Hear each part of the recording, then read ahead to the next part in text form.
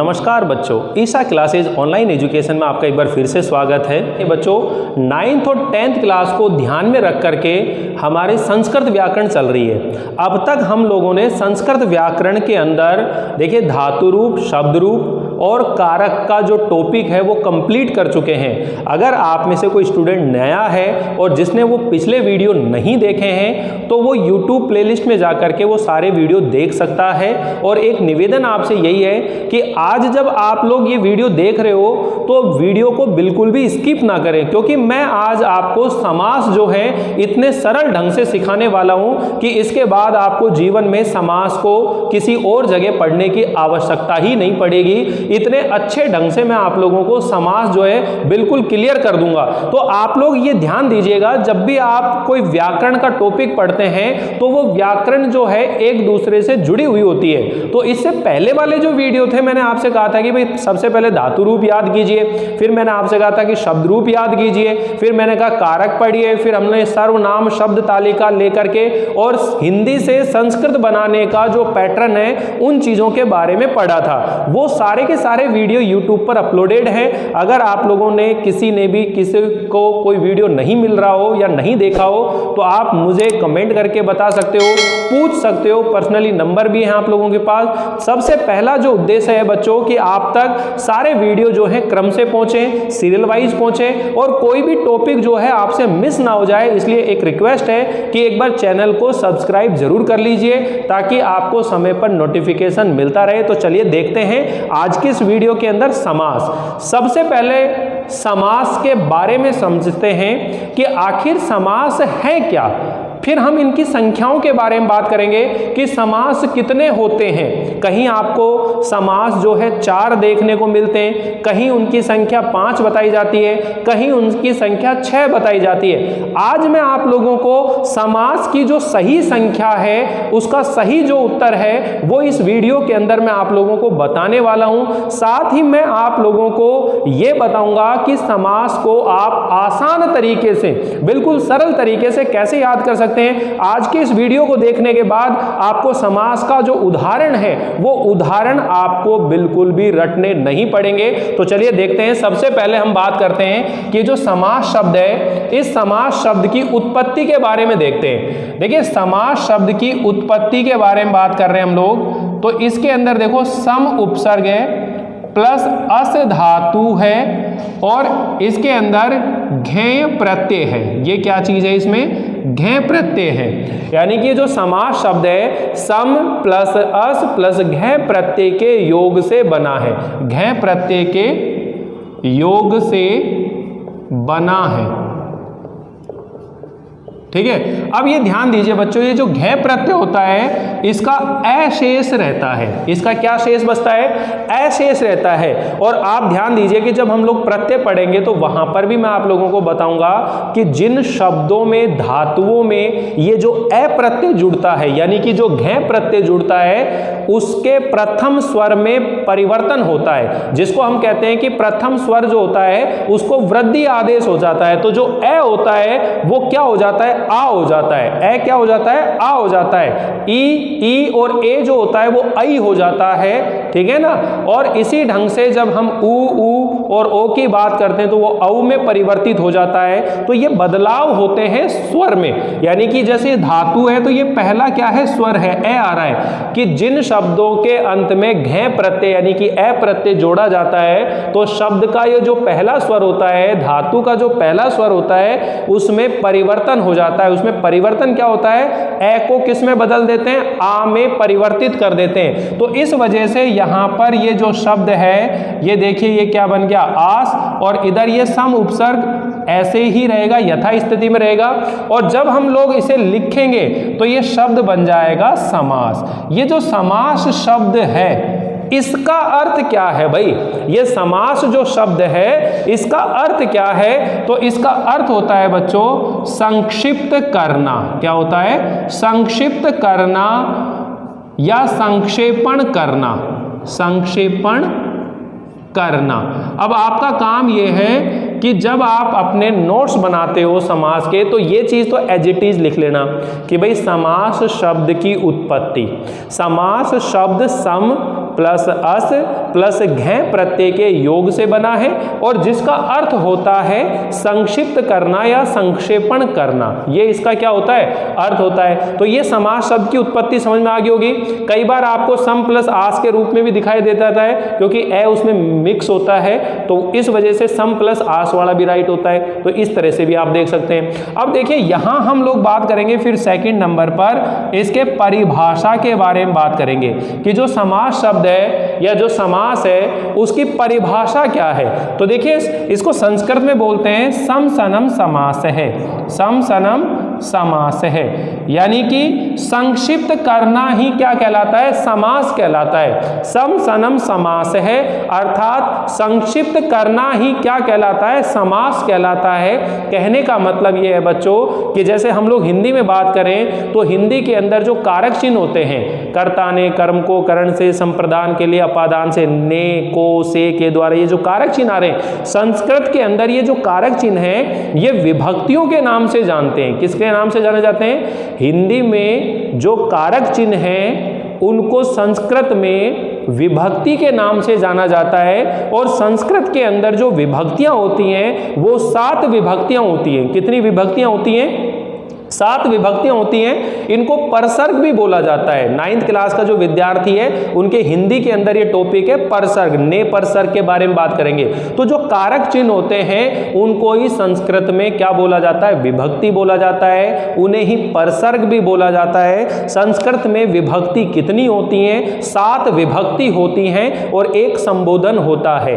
ठीक है, संबोधन में कौन सी विभक्ति का प्रयोग करते हैं? प्रथमा विभक्ति का प्रयोग करते हैं। ये मैंने कारक वाला जो टॉपिक था उसके अंदर पूरी डिटेल में फुल ढंग से आपको मैंने वो चीजें समझाई है, बहुत अच्छे ढंग से समझाई है। अगर आप लोगों ने वो वीडियो एक बार देख लिए तो वहां पर आप लोगों को कारक भी फिर कभी दोबारा पढ़ने की आवश्यकता नहीं पड़ेगी। बहुत ही आसान तरीके से, सरल ढंग से मैंने कारक समझाए, सारे सूत्रों की बहुत अच्छे से व्याख्या करी है। तो बच्चों आप 9th में हो या 10th में हो, आप बिल्कुल भी लापरवाही ना बरतें। देखिए मैंने आपको बार बार ये कहा है कि हमें एक लैंग्वेज सीखनी है, हमें संस्कृत सीखनी है, हमें संस्कृत में बात करनी है बस।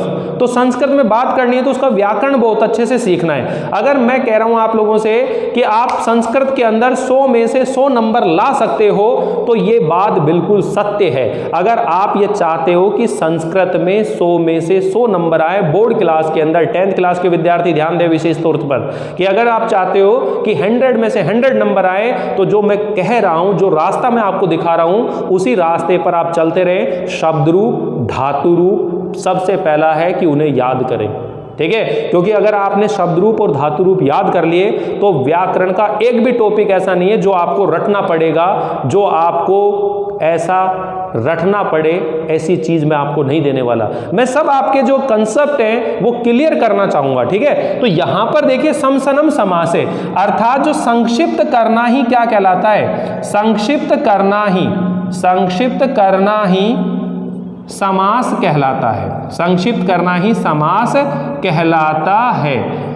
अब देखिए संक्षिप्त कैसे करते हैं? जैसे मान लीजिए मैं बोल रहा हूं सीता का पति, ठीक है। अब इसको सीता का पति यानी कि 1, 2 और 3 पद हो गए। तो आप हिंदी में इसकी परिभाषा ऐसे भी याद कर सकते हो कि 2 या 2 से अधिक पदों को एक पद में बदलने की क्रिया को समास कहते हैं। इसे आपको अपने रजिस्टर में नोट करनी है। जैसे समसन समास है अर्थात संक्षिप्त करना ही समास कहलाता है। फिर लाइन चेंज करके लिखना है 2 या 2 से अधिक पदों को एक पद में बदलने की क्रिया को समास कहते हैं। 2 या 2 से अधिक पदों को एक पद में बदलने की क्रिया को समास कहते हैं। तो यहां पर देखिए 1, 2, 3 है। अब इनको हटाकर इसको बोला जाता है कारक चिन्ह। इस कारक चिन्ह को संस्कृत में क्या बोला जाता है? विभक्ति।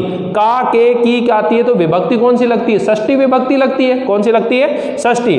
तो इस कारक चिन्ह को जब हटा देंगे तो ये शब्द बन जाता है सीतापति। ये शब्द क्या बन जाता है बच्चों? सीतापति बन जाता है। तो ये जो शब्द है सीतापति ये तो कहलाता है समास। और ये जो लिखा है मैंने इस साइड में सीता का पति, ये कहलाता है समास का विग्रह। ये क्या कहलाता है? समास का विग्रह। यानी कि एक तो होता है समस्त पद, समस्त पद को ही क्या बोला जाता है? समास। उसे सामासिक पद भी बोल देते हैं। समस्त पद, समास या सामासिक पद एक ही चीज होती है। और एक होता है समास का विग्रह। एक समास का क्या होता है? विग्रह होता है। तो ये दोनों हो गए, ये क्या हो गया? विग्रह हो गया, ये समस्त पद हो गया। ठीक है, अब जब इसको संस्कृत में बनाएंगे तो क्या बनाएंगे? सीता का के की यानी कि षष्ठी विभक्ति। तो सीता की षष्ठी विभक्ति लगती है सीताया पति। क्या बन जाएगा? सीताया पति। लेकिन इसका जब समस्त पद बनेगा वो एज इट इज बनेगा सीतापति। तो इस तरह से ये तो विग्रहित पद कहलाएंगे और ये क्या कहलाएगा? समास कहलाएगा। ये क्या कहलाएगा? समास कहलाएगा। तो देखिए यहां आप लोग एक चीज लिख सकते हो, समास में क्रिया। समास में क्रिया यानी कि जो समास है उसमें दो तरह से क्रिया होती है। समास में दो तरह से क्रिया होती है। समास में दो तरह से क्रिया होती है। कैसे होती है? एक तो क्या होता है बच्चों, मैंने अभी बताया समास। इस समास को ही क्या बोला जाता है? समस्त पद। क्या बोला जाता है? समस्त पद। ठीक है, और इसी को क्या नाम दिया जाता है? सामासिक पद। क्या बोला जाता है? सामासिक पद। और एक जो होता है वो होता है बच्चों विग्रह। क्या होता है? विग्रह। ठीक है, यानी कि समास का विग्रह। तो समस्त पद और विग्रह में अंतर क्या है? विग्रह और समास पद में अंतर क्या है? तो आप ये कहेंगे कि पदों के बीच में जब कारक चिन्ह जो होते हैं जिनको विभक्ति कहते हैं, उन विभक्तियों को जब हटा दिया जाता है तो क्या कहलाता है? समास। पदों के बीच में मौजूद जो कारक चिन्ह हैं जिनको संस्कृत में क्या बोलते हैं? विभक्ति बोलते हैं। उन विभक्तियों को जब हटा दिया जाता है तो क्या बन जाता है? समास। क्या बन जाता है? समास। लेकिन जब उन विभक्तियों को वापस जोड़ दिया जाता है तो हम उसे कहेंगे विग्रह। उसे हम क्या कहेंगे? विग्रह। तो दो चीज है बच्चों, जब आपको समास सीखना है तो 6 समास पढ़ेंगे हम लोग। उन 6 समासों के बारे में आपको ये जरूर मालूम होना चाहिए कि उसका जो समस्त पद बनेगा यानी कि जो समास बनेगा उस समास बनाने का तरीका क्या है और उसको विग्रह करने का तरीका क्या है। ये दो चीज अगर आप लोग सीख गए तो फिर मैं आपको दावे के साथ ये कह सकता हूं कि समास का एक भी उदाहरण जो है वो आप लोगों से गलत नहीं होगा। समझ में आ गया ना? अगर कारक चिन्हों को हटा देंगे यानी कि विभक्तियों को हटा देंगे तो क्या बन जाएगा? समस्त पद। विभक्तियों को हटा देंगे तो क्या बन जाएगा? समस्त पद। और विभक्तियों को जोड़ देंगे, विभक्तियों को जोड़ देंगे तो क्या हो जाएगा? विग्रह। क्या हो जाएगा? विग्रह हो जाएगा। यहां तक क्लियर आपको? अब हम बात करते हैं समास के भेद। ठीक है, अब देखिए बच्चों, समास के भेद यानी कि समास के भेद कितने होते हैं, इस बात को लेकर बहुत ज्यादा कंफ्यूजन रहता है। लेकिन मैं आपको ये कहूं कि समास की जो संख्या होती है वो 4 भी होती है, 5 भी होती है और 6 भी होती है। यानी कि अब इनमें अंतर क्या है आपको ये जरूर समझना चाहिए कि समास के भेद, तो समास के कितने भेद होते हैं। तो संस्कृत भाषा में अगर हम बात करें तो संस्कृत में समास के 5 भेद माने जाते हैं। संस्कृत में समास के कितने भेद माने जाते हैं? 5 भेद माने जाते हैं। लेकिन अगर मैं आपसे यह कहूं कि अर्थ की दृष्टि से समास कितने होते हैं, अर्थ की दृष्टि से समास के कितने भेद होते हैं, तो अर्थ की दृष्टि से समास के 4 भेद होते हैं। कितने भेद होते हैं? 4 भेद होते हैं। लेकिन अगर हम हिंदी भाषा के अंदर बात करें तो हिंदी भाषा में समास कितने होते हैं, समास के कितने भेद होते हैं, तो वहां पर आपका उत्तर होता है 6। समझ में ना? संस्कृत में समास के कितने भेद हैं? 5। हिंदी में समास के कितने भेद हैं? 6। लेकिन अर्थ की दृष्टि से कितने भेद हैं? 4। चाहे हिंदी हो चाहे संस्कृत हो, अर्थ की दृष्टि से समास के कितने भेद हैं? 4। समझ में आ गया ना? अब ये संस्कृत में जो 5वां समास है वो कौन सा है? वो है केवल्य समास। कौन सा समास है? केवल्य समास।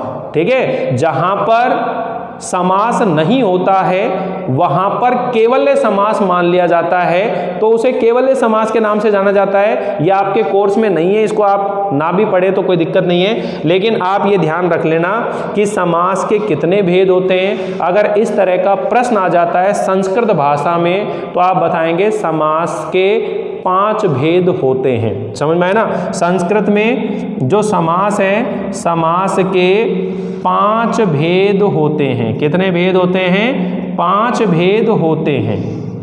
ठीक है, अब देखिए नंबर 1 आप जानते हो जिसका नाम है अव्ययी भाव समास। कौन सा है बच्चों? अव्ययी भाव समास। ठीक है, दूसरे नंबर पर अगर हम लोग बात करें तो दूसरे नंबर का नाम है तत्पुरुष समास। कौन सा है? तत्पुरुष समास।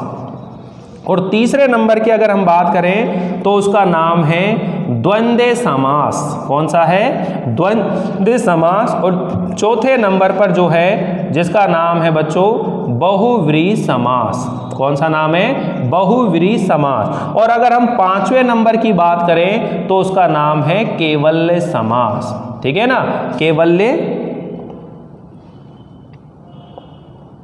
केवल्य समास।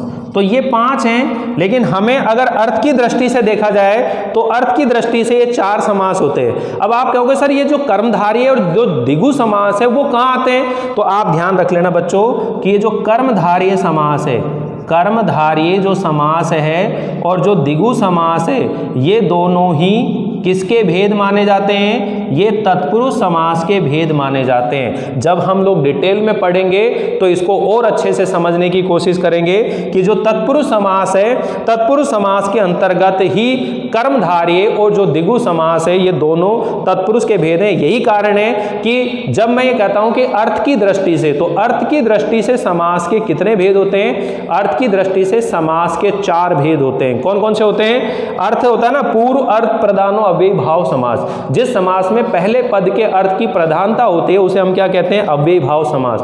ठीक है, तत्पुरुष समास यानी कि द्वितीय पद उत्तर पद अर्थ प्रधानो तत्पुरुष समास है, यानी कि जिसमें दूसरा पद उत्तर पद प्रधान होता है वो तत्पुरुष समास। उभय पद अर्थ प्रधान है द्वंद्व समास है, जिसमें दोनों पद प्रधान होते हैं वो द्वंद्व समास। और अन्य पद अर्थ प्रधान है बहुव्रीहि समास है, यानी कि जिसमें अन्य पद के अर्थ की प्रधानता होती है उसे हम क्या कहते हैं? बहुव्रीहि समास कहते हैं। और केवल्य समास एक अलग होता है, जिस समास में हम लोग केवल कुछ उदाहरण पढ़ेंगे, लेकिन आपको केवल ये 4 चीज़ें ध्यान रखनी। आप क्योंकि बोर्ड के एग्जाम दे रहे हो, ये कंपटीशन लेवल के आगे की बात होती है, वहाँ पर ये चीज़ों को ध्यान में रखने की आवश्यकता होती है। तो मैं आपसे सबसे पहले कहना चाह रहा हूँ कि देखिए, सबसे पहले हम लोगों ने आज जो पढ़ा है इसके अंदर सबसे पहले क्या चीज़ पढ़ी है कि समास शब्द की उत्पत्ति कैसे हुई। तो समास शब्द की उत्पत्ति किससे हुई है? सम प्लस अस प्लस घ प्रत्यय के योग से ये समास शब्द बना है। और इसका अर्थ क्या होता है बच्चों? संक्षिप्त करना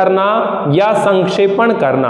फिर हमने बात करी कि भाई इसकी परिभाषा क्या है, तो परिभाषा क्या है? समसनम समास है, अर्थात संक्षिप्त करना ही समास कहलाता है। अर्थात संक्षिप्त करना ही समास कहलाता है। लाइन चेंज करनी है, फिर लिखना है आप लोगों को 2 या 2 से अधिक पदों को एक पद में बदलने की क्रिया को समास कहते हैं। 2 या 2 से अधिक पदों को एक पद में बदलने की क्रिया को समास कहते हैं। समझ में आया ना? फिर ये उदाहरण लिख लेना है। फिर मैंने लिखा है कि भाई समास में क्रियाएं, तो समास में 2 तरह से क्रिया होती है। एक क्या होता है? समस्त पद होता है, और एक क्या होता है? विग्रहित पद होता है। तो समस्त पद बनाने का तरीका क्या है कि जब पदों के बीच में विभक्तियों को हटा देते हैं, विभक्तियों का लोप हो जाता है, तो वो कहलाता है समस्त पद, जिसको समास कहते हैं। और जब लोप हुई विभक्तियों को वापस से जोड़ देते हैं तो वो कहलाता है समास का विग्रह। वो क्या कहलाता है? समास का विग्रह कहलाता है। ठीक है, फिर हमने बात करी कि समास के कितने भेद होते हैं। तो देखिए बच्चों ध्यान से, समास के कितने भेद होते हैं? समास के 5 भेद होते हैं। किंतु अर्थ की दृष्टि से समास के कितने भेद होते हैं? अर्थ की दृष्टि से समास के 4 भेद होते हैं। जो बातें मैं बोल रहा हूं उसी ढंग से आपको सारे नोट्स बनाने हैं, क्लियर करने हैं। ध्यान रख लेना बच्चों, पूरा वीडियो ध्यान से सुने, स्किप नहीं करें आप लोग। तो ये 4 भेद अव्ययी भाव, द्वंद्व समास, तत्पुरुष समास, बहुव्रीहि समास, कर्मधारय समास, द्विगु समास। ठीक है, ये 4 भेद हो गए। ठीक है, और ये 5वां जो केवल्य समास है इसको हम लोग नहीं पढ़ेंगे, ये 4 समास पढ़ेंगे। तत्पुरुष समास के अंतर्गत ही कर्मधारय और द्विगु समास आते हैं। इसलिए आप नोट डालकर, नीचे नोट डाल करके ये बात और लिख सकते हो। क्या लिख सकते हैं कि कर्मधारय और जो द्विगु समास है, कर्मधारय जो द्विगु समास, कर्मधारय व द्विगु समास तत्पुरुष समास के अंतर्गत ही आते हैं। अतः अर्थ की दृष्टि से समास के 4 भेद होते हैं। क्या होते हैं? अब मैं यहाँ पर लिख देता हूँ, इसको नोट डालकर आप नोट कर लेना, ये नोट डाल के लिखना है, ठीक है। कर्मधारय एवं द्विगु समास, तत्पुरुष समास, तत्पुरुष समास के ही अंतर्गत आते हैं, अतः अर्थ की दृष्टि से, अतः अर्थ की दृष्टि से समास के 4 भेद होते हैं, 4 भेद होते हैं। हो सकता है आपको कम दिखाई दे रहा हो, लेकिन मैं जो बोल रहा हूँ ध्यान सुन लेना। ये नोट आपको यहाँ एंड में लिखना है कि कर्मधारय एवं द्विगु समास जो है तत्पुरुष समास के अंतर्गत आते हैं, अतः अर्थ की दृष्टि से समास के केवल कितने भेद होते हैं? 4 भेद होते हैं। तो देखिए ये सब चीज़ें जो हैं आपके आरंभ में लिखी हुई होनी चाहिए रजिस्टर में। फिर हम लोग इसमें पहला जो समास है अव्ययी भाव समास, उसे पढ़ेंगे। एक बार आप लोग इसका स्क्रीनशॉट ले लीजिए, फिर पढ़ते हैं आगे। हाँ तो बच्चों देखिए, सबसे पहले हम लोग अव्ययी भाव समास को शुरुआत कर रहे हैं। तो देखिए यहाँ जो अव्ययी भाव समास है उसके बारे में ध्यान दीजिए। सबसे पहले हम लोग लिखेंगे अव्ययी भाव समास। ये जो अव्ययी भाव समास है इसका जो सूत्र है बच्चों, ये फर्स्ट नंबर का है, तो आप इसमें सूत्र भी लिखते हुए चलेंगे। पूर्व पद अर्थ प्रधानो अव्ययी भाव समास है। यानी कि जिस समास के अंदर पूर्व पद की प्रधानता रहती है, यानी कि प्रथम पद के अर्थ की क्या होती है?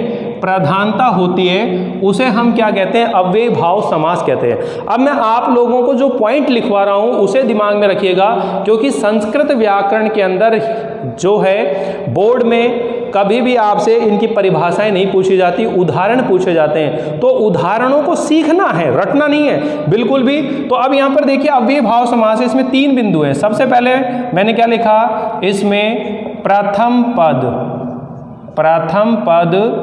प्रधान होता है, प्रथम पद प्रधान होता है। दूसरी बात क्या लिखनी है इसके अंदर कि इसमें जो प्रथम पद होगा, इसमें प्रथम पद कोई अव्यय या उपसर्ग, कोई उपसर्ग होता है। प्रथम पद जो होगा वो कोई अव्यय होगा या कोई उपसर्ग होता है। तीसरी बात, इसमें समस्त पद नपुंसक लिंग एक वचन में होता है।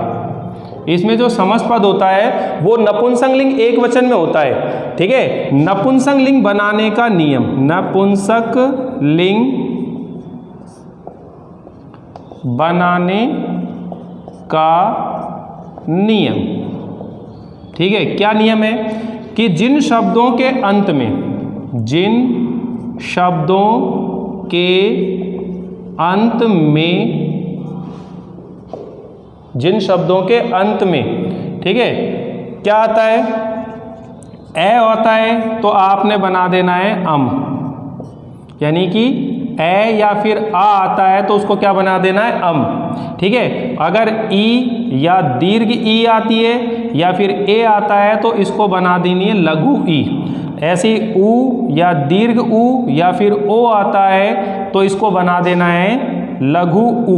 क्या बना देना है? लघु ऊ बना देना है। तो ये चीज आप जरूर ध्यान रखेंगे कि जिन शब्दों के अंत में ए या आ होगा उसमें अम बना देंगे। जैसे गंगा है तो गंगा को गंगम लिखेंगे, आ रहा है ना, आ को अम में लिखेंगे। अब देखिए मैंने यहाँ पर ये 3 बिंदु लिखे हैं, इन 3 बिंदु को बिल्कुल ढंग से समझो बच्चों। ये क्या कह रहा है कि अव्ययी भाव समास के अंदर पहले पद की प्रधानता रहती है। अब जो पहला पद होगा वो या तो कोई उपसर्ग होगा या कोई अव्यय होगा। अव्यय का प्रकरण भी मैं आप लोगों को करा चुका हूं। अव्यय जिन्हें अविकारी शब्द कहा जाता है, जिनमें कारक लिंग वचन काल के अनुसार परिवर्तन नहीं होता है, ऐसे शब्द क्या कहलाते हैं? अव्यय कहलाते हैं। ठीक है, उन अव्यय जो शब्द होते हैं उन्हीं को अविकारी शब्द भी कहा जाता है। तो जो उपसर्ग है भाई, पहला पद उपसर्ग होगा तो उपसर्ग तो हमेशा जुड़ते कहाँ हैं? आगे जुड़ते हैं भाई। शब्दों से आगे जुड़ने वाले जो शब्दांश होते हैं वो क्या कहलाते हैं? उपसर्ग कहलाते हैं। अब संस्कृत में जो उपसर्ग होते हैं वो कितने होते हैं? टोटल 22 उपसर्ग होते हैं। प्र, प्र, अप, अव, निस, निर, दुस, दुर, वी, आंग, अधि, अपि, परि, प्रति। ठीक है ना, वी, नी, सु, इस तरह से सम, उद, उप, ये सारे उपसर्ग होते हैं, 22 उपसर्ग होते हैं। तो ये क्या कह रहा है? पहला पद जो होगा वो उसमें कोई अव्यय होगा या उपसर्ग होगा। तो सबसे पहली बात कि जितने भी उपसर्ग युक्त पद हैं, यानी कि उपसर्ग हमेशा आगे जुड़ेगा, जिन शब्दों से पहले आपको उपसर्ग लगा हुआ मिल जाएगा तो वो समास कौन सा होगा? अव्ययी भाव समास होगा। समझ में आ गया? जिन शब्दों से पहले कोई उपसर्ग लग रहा होगा, तो उपसर्ग वाला टॉपिक भी पढ़ेंगे अपन जब भी वापस इस चीज को रिपीट करेंगे कि उपसर्ग युक्त पद जो होगा वो अव्ययी भाव समास होगा। इसे क्लियर कर लीजिए। अब इसे सीखना है मान लीजिए, तो सबसे पहले किसकी जरूरत पड़ेगी? पहला पॉइंट क्या बोला? उपसर्ग। तो आपको उपसर्ग याद होने चाहिए कि उपसर्ग क्या है, अर्थ क्या है उसके, वो चीजें क्लियर होनी चाहिए। मैं बताऊंगा बाकायदा, लेकिन आप लोगों के दिमाग में ये चीजें होनी चाहिए। ठीक है, पहला पद प्रधान होता है, पहला पद क्या होता है? कोई उपसर्ग होगा या अव्यय होगा। फिर तीसरे पॉइंट में लिखा है कि इसमें जो समस्त पद होता है वो नपुंसकलिंग एक वचन में होगा, यानी कि दो पद होते हैं, एक समस्त पद होता है, एक विग्रहित पद होता है। तो इसका जो समस्त पद होगा वो हमेशा नपुंसकलिंग एक वचन में होगा।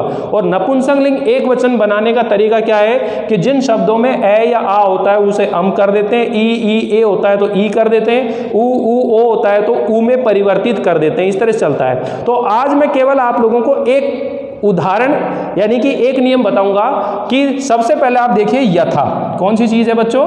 यथा। हिंदी में इसका अर्थ क्या होता है? के अनुसार। कौन सा होता है? के अनुसार। देखिए, मैं आपके 9th और 10th क्लास के लेवल को लेकर चल रहा हूं। वैसे ये जो अव्ययी भाव समास है 16 अर्थों में चलता है। कितने अर्थों में चलता है? 16 अर्थों में चलता है। लेकिन आपको वो सारे के सारे याद नहीं करने, 16 अर्थों में नहीं सीखना है। आपके कोर्स के हिसाब से 7-8 अर्थ हैं जो मैं आपको बताऊंगा, उन्हीं के अंदर से आपका पेपर बनता है। हमें एक्स्ट्रा नहीं पढ़ना है। एक्स्ट्रा नॉलेज के लिए मैं अलग से कॉम्पिटिशन लेवल के जो वीडियो बनाऊंगा वहां पर आप लोग देख सकते हो। वहां पूरी डिटेल में हम लोग इन व्याकरण को पढ़ाएंगे, वहां आप लोग देख लीजिए वहां पर, अगर ज्यादा देखना है तो आप लोगों को। तो देखिए, यथा का मतलब क्या होता है बच्चों? के अनुसार। यथा का मतलब क्या होता है? के अनुसार होता है।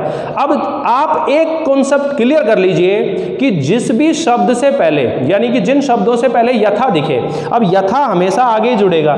जैसे जिन शब्दों से पहले यथा लगेगा, जैसे मैं बोल देता हूं यथा शक्ति, यथा गति, ठीक है, यथा बल, यथा सामर्थ्य, यथा शीघ्र, यथा क्षण, यथा धन, हो रहा है नहीं हो रहा? यथा अवसर, यथा दिखेगा। जिन शब्दों से पहले यथा दिखाई दे, चाहे हिंदी हो चाहे संस्कृत हो, तो आप ध्यान रख लेना कौन सा समास होगा? अव्ययी भाव समास होगा। अब हिंदी में तरीका क्या रहेगा? के अनुसार लगाएंगे। हिंदी में जब विग्रह करोगे तो क्या लगाएंगे? के अनुसार। लेकिन संस्कृत में जब आप विग्रह करेंगे तो क्या करना है? ध्यान रख लेना कि जिन शब्दों से पहले यथा दिखाई देगा, तो आपने जब विग्रह करना है तो जब क्या करना है? विग्रह करने पर यथा के बाद वाले शब्द में लगेगी, शब्द में द्वितीया विभक्ति लगती है। द्वितीया विभक्ति लगती है। यथा के बाद वाला जो शब्द रहेगा उसमें कौन सी विभक्ति लगती है? ठीक है, द्वितीय विभक्ति लगती है। तथा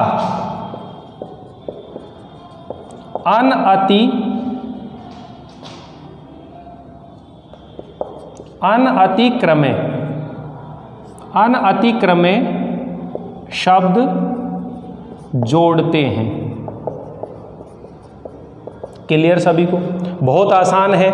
जब भी आप विग्रह करेंगे तो यथा के बाद में जो शब्द देगा उस शब्द में द्वितीय विभक्ति लगानी है। अब सबसे बड़ी दुविधा है, सब चीज़ समझ में आ गया भाई, यथा दिख रहा है, यथा के बाद में जो शब्द आएगा द्वितीय विभक्ति लगानी है और उसके बाद में कौन सा शब्द जोड़ना है, अनतिक्रमे शब्द जोड़ना है। अब हमारे सामने जो सबसे बड़ी चुनौती आती है बच्चों, वो विभक्तियों की आती है। यही कारण है मैं आप लोगों को व्याकरण शुरू करने से पहले मैं आप लोगों को ये बता रहा था कि आपको शब्द रूप और धातु रूप याद करने पड़ेंगे, रटने पड़ेंगे, कैसे भी करो आपको करना पड़ेगा। तो यहां पर जब अपन बात कर रहे हैं, देखो जैसे ये उदाहरण लिख दिया मैंने, यथा गति, यथा गति। अब छोटी ई क्यों लिखी है बच्चों, क्योंकि मैंने कहा ना ई, बड़ी ई और ए रहता है, वो ई बनता है जब अपन क्या बनाते हैं, समस्त पद बनाते हैं। तो ये समस्त पद हो गया, इसलिए छोटी ई रहेगी, ठीक है ना। अब देखो मैं क्या कर रहा हूं, यथा के बाद में जो शब्द आ रहा है उसमें कौन सी विभक्ति लगानी है, द्वितीय। तो गति शब्द की द्वितीय विभक्ति लगाएंगे, तो क्या लगेंगे, गतिम। क्या हो जाएगी इसकी द्वितीय विभक्ति, गतिम। और पीछे क्या जोड़ना है, अनअतिक्रमे। क्या जोड़ना है, अनअतिक्रमे, ठीक है। अब देखो बच्चों, एक तो ये अलग अलग करके भी लिखा जा सकता है और एक ये ज्वाइंट करके भी लिखा जाता है। कैसे लिखा जाता है, ध्यान दीजिए, जैसे ये इस ढंग से भी लिखा जाता है, गतिम नति क्रमे। तो आप लोगों को कंफ्यूज नहीं होना है। मैं के अंदर, मैं के बाद कोई स्वर होता है तो स्वर इसमें मिल जाता है, इसलिए ये जोड़ करके भी लिखा जा सकता है और ये अलग अलग करके भी लिखा जा सकता है। तो इस सर कंफ्यूज नहीं होना, गतिम नतिक्रम में दिख रहा है तो इसका जब हम समस्त पद बनाएंगे तो आपने ध्यान रख लेना, अनतिक्रम में किसके स्थान पर आता है, यथा। तो आप इसको पलट दें, अनतिक्रम को यहाँ लाए, यथा, यथा गति अपना आप बन जाएगा। दूसरा उदाहरण देखो, मोस्ट उदाहरण है, हर बार पूछा जाता है, यथाशक्ति। कंपटीशन लेवल तक आपसे ये उदाहरण पूछा जाता है, ये ध्यान रख लेना, यथाशक्ति।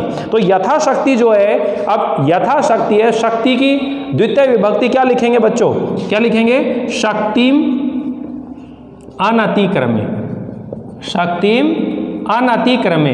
ये इसका विग्रहित पद हो गया, ठीक है। अब मान लीजिए गंगा शब्द है, अब गंगा शब्द है तो यहां पर अपन लिखेंगे यथा गंगा। तो देखो आ रहा है ना, जिन शब्दों में आ आता है वहां पर क्या करना है, आपको अम करना है। तो इस वजह से ये गंगा ना करके क्या लिखा जाता है, गंगम। क्या लिखा जाता है, गंगम लिखा जाता है। क्योंकि समस्त पद जब बनाएंगे तो उसे किस में लिखेंगे, नपुंसक लिंग में लिखेंगे। और नपुंसक लिंग बनाने का तरीका क्या है, अगर शब्द के अंत में ए या आ आता है तो अम कर देते हैं। गंगा में आ रहा है, आ को अम कर दिया।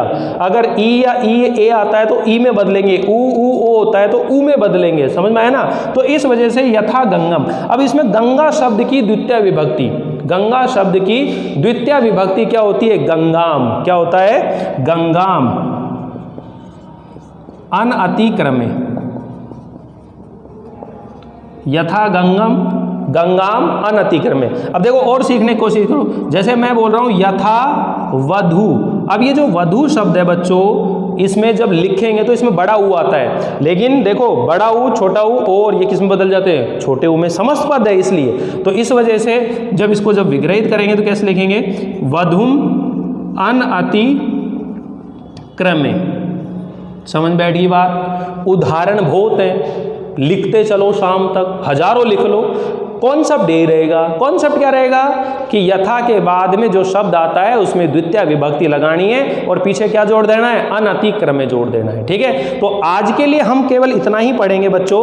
बाकी के बचे हुए जो उदाहरण है, नियम है, वो नेक्स्ट वीडियो में पढ़ेंगे। उम्मीद है आप लोगों को यहाँ तक पढ़ाई हुई चीजें बिल्कुल क्लियर हो गई होंगी। एक बार अगर आपको ये सब चीजें क्लियर हो गई हो तो एक बार ओके बोल दिया करो, कमेंट कर दिया जाया करो, ठीक है। और वीडियो को ज्यादा से ज्यादा शेयर किया जाया करो, लाइक कीजिए, ठीक है। और साथ में सब्सक्राइब करना बिल्कुल ना भूलें ताकि आपको नोटिफिकेशन मिलते रहे। मिलते हैं अगली बार नए नियमों के साथ, आगे पढ़ेंगे सभी भाव समास को। तो एक बार आप लोग स्क्रीनशॉट ले लीजिए। मिलते हैं अगली बार, बाय।